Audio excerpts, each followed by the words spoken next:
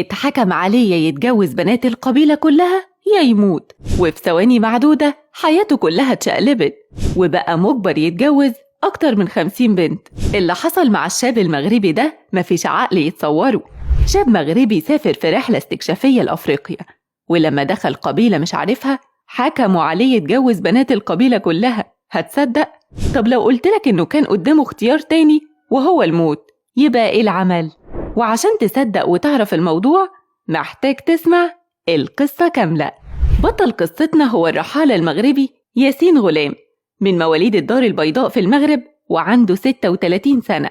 ياسين قرر في بداية سنة 2017 إنه يلف الكرة الأرضية ويعدي 512 مليون كيلو متر مربع بدراجته الهوائية، واللي وقتها كانت فكرة مبهرة، ولكن في نفس الوقت غريبة ومجنونة على حسب كلام أصحابه ومتابعيه. ياسين كان بيعشق السفر من وهو صغير، وعشان كده كان بيقوم رحلات كتير جدا، وكان حابب يلف العالم ويكتشف الثقافات والبيئات المختلفة بداية من دول أفريقيا. وابتدى يحقق طموحه ده لما سافر الكونغو واستقر في عاصمتها برازافيل في سنة 2015، وفضل 6 شهور هناك شغال في وظيفة لحد ما حب البلد وحب شعبها جدا.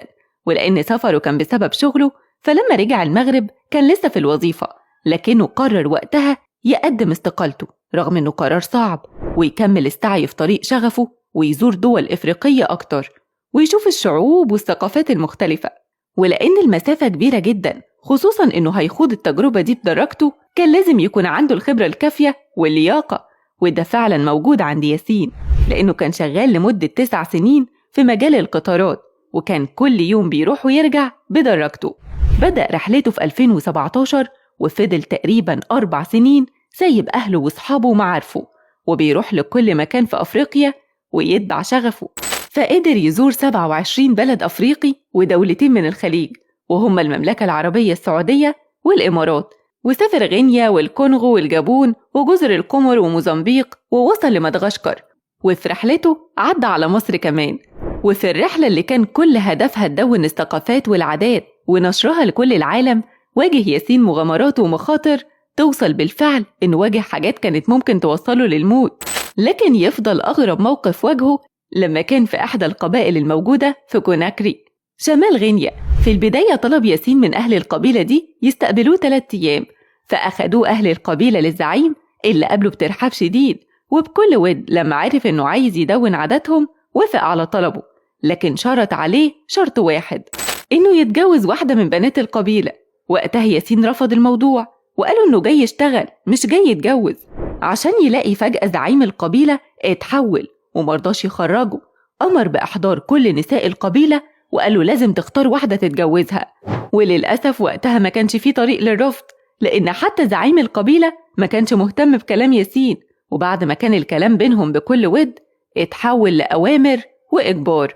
ساعتها فهم ياسين ليه الزعيم كان بيعامله بكل الود ده، لأن مفيش سبيل غير الموت أو جوازه. وده اللي خلى ياسين سأله عن السبب. قالوا إن ربنا خلقهم سود، وده خلى حظهم وقبولهم قليل، وهو أبيض عنده كل حظوظ الدنيا. استغرب ياسين وقتها جدا من الفلسفة دي، لكن وافق وهو مجبر عشان يلاقي الشرط اتغير، وإنه بقى لازم يتجوز كل بنات القبيلة اللي عددهم أكتر من 50 بنت، وإن دي رؤية مستقبلية من زعيم القرية عشان يحسن النسل. واداله فترة راحة بين كل زوجة والتانية أسبوع. فياسين بذكاء قدر يهرب في أسبوع الراحة الأول بعد أول زوجة عشان ينجو بحياته وما يعملش حاجة زي دي وهو مغصوب عليها. وده اللي يخليني أقولك لو جاتلك فرصة تزور بلد ما تعرفش عاداتها، أرجوك تدور على معلومات عنها عشان ما تتصدمش باللي ممكن تقابله وقتها.